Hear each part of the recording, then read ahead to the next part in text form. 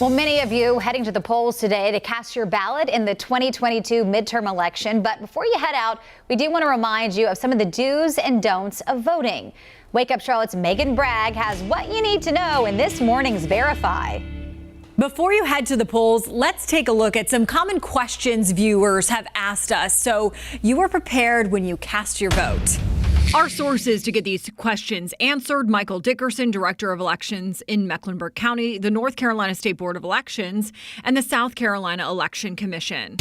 The first question: do you need an ID to vote? Well, according to the NC Board of Elections, you do not need your ID to vote in North Carolina. This has been an ongoing battle in the state, but the latest court ruling states voters do not need an ID to cast a ballot in the Tar Heel state. However, in South Carolina, you do need an ID in order to vote. That includes a standard driver's license or a voter registration card with a photo, passport, or federal military ID.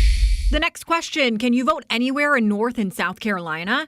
During early voting, Dickerson says anyone could vote at any early voting location in the county. However, on Election Day, you have to vote in your precinct. The same rule applies to voting in South Carolina. So no, you cannot pick your polling place on Election Day. We have a full list of where to vote on our website, WCNC.com.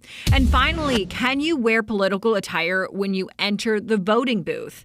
Yes. Dickerson says in North Carolina, you are allowed to wear whatever you want, including T-shirts, buttons, and stickers that endorse candidates. However, you cannot disrupt voting, for example, by yelling a political slogan at the polling place. In South Carolina, no political apparel is allowed in the polling place. There will be poll watchers at polling places to make sure people are behaving themselves. And remember, you are also not allowed to take pictures in the voting area. This is against the law in North and South Carolina.